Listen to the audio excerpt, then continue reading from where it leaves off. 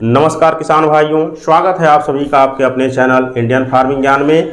किसान भाइयों, आज हम बात करने वाले हैं कार्टेवा के एक बहुत ही बेहतरीन फंगिसाइड के बारे में जिसका नाम है गैलीलियो, जिसमें पिकॉक्सीस्ट्रोबिन 7.05% प्लस प्रोपिकोनाजोल 11.71% जो है फंगिसाइड रसायन है और यह एसी फॉर्म में आता है और एक ब्रॉड स्पेक्ट्रम सिस्टेमिक फंगिसाइड है। और इसका स्प्रे जैसे ही हम किसी फसल में करते हैं तो पौधे की पत्तियों के द्वारा जो है इसे बहुत जल्दी अवशोषित कर लिया जाता है और स्प्रे किए हुए जैसे ही लगभग 1 घंटा हो जाता है उसके बाद जो यदि बारिश भी हो जाए तो भी यह दवा धुल करके नीचे नहीं जाती है।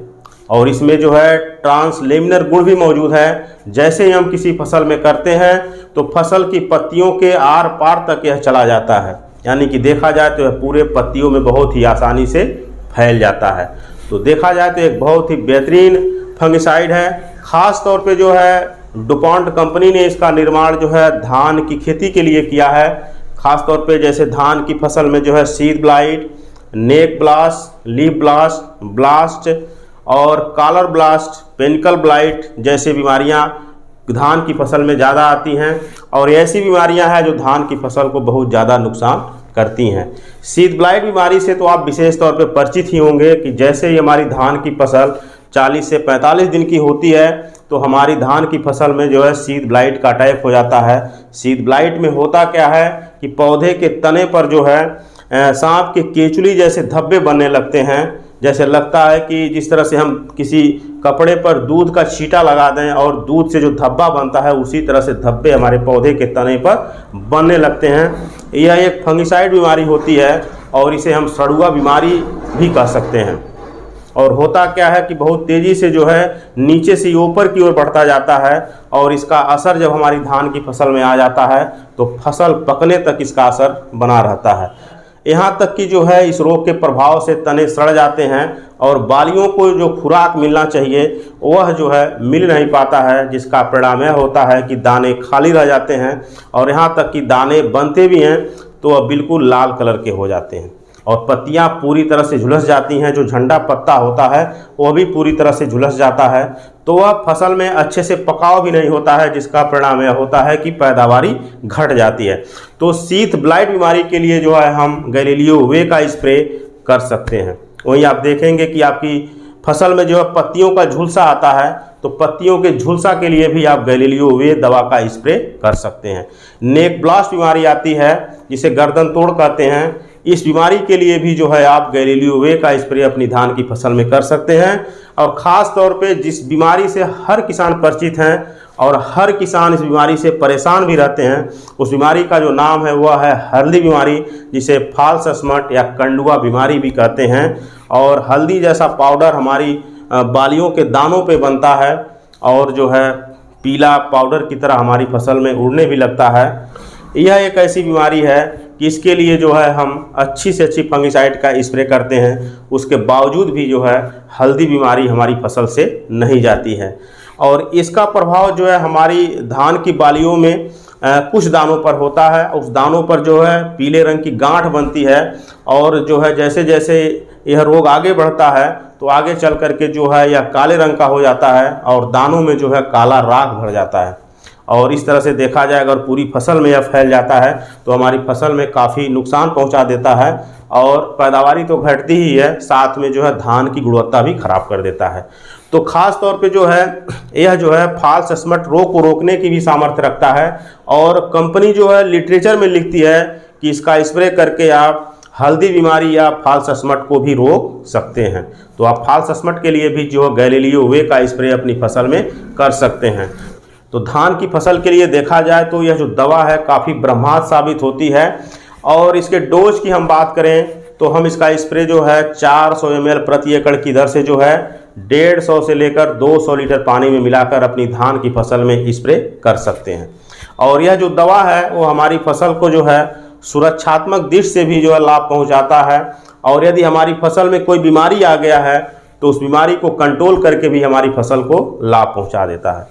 यानी कि यदि हमारी फसल में कोई फंगिसाइड बीमारी आ गई है तो उस फंगस को मार करके जो है हमारी फसल से ख़त्म करता है। यदि हमारी फसल में किसी फंगस का अटैक नहीं हुआ है और आने वाले समय में हमें विश्वास है कि हमारी फसल में जो है फंगस का अटैक हो सकता है, तो यह फंगस को रोकने का भी कार्य करता है। यदि हम अपनी धान की फसल में जो है गैलेलियो वे का स्प्रे कर देते हैं तो लगभग 20 से 22 दिन तक इसका सुरक्षात्मक जो है परिणाम हमको मिलता है और 20 से 22 दिन तक हमारी फसल में जो है किसी भी तरह के फंगस का अटैक नहीं होता है। हल्दी बीमारी की रोकथाम के लिए हमें क्या करना है कि सुरक्षात्मक रूप से भी हम इसका स्प्रे कर सकते हैं। जैसे ही हमारी धान की फसल गभोट अवस्था में आती है, यानी कि गर्भावस्था में आती है, तो उस समय हम गैलेलियो वे का स्प्रे 400 ml प्रति एकड़ की दर से जो है 150 लीटर पानी में मिलाकर यदि अपनी धान की फसल में हम कर देते हैं तो हमारी धान की फसल में जो है फालसस्मट का अटैक नहीं होगा। वहीं यदि हमारी धान की फसल में जो है बालियां पूरी तरह से निकल चुकी हैं और दानों में दूध से चावल बनने की प्रक्रिया शुरू हो गई है, तो उस समय यदि हम अपनी धान की फसल में जो है गैलेलियो वे का स्प्रे कर दें तो हमारी धान की फसल में जो है हल्दी बीमारी का अटैक नहीं होगा। तो आप हल्दी बीमारी के लिए भी जो है गैलेलियो वे का स्प्रे अपनी धान की फसल में गर्भावस्था में कर सकते हैं और बालियां निकलने के बाद भी गैलेलियो वे का स्प्रे अपनी फसल में कर सकते हैं। और यह एक ऐसी दवा है कि जैसे ही अपनी किसी फसल में स्प्रे करते हैं तो यह फफूंद के श्वसन तंत्र में घुस जाता है और फफूंद का सांस लेना जो है बंद कर देता है, जिसका परिणाम क्या होता है कि कोशिकाएं मरने लगती हैं और कुछ दिनों में ही जो है फफूंद मर करके ख़त्म हो जाता है।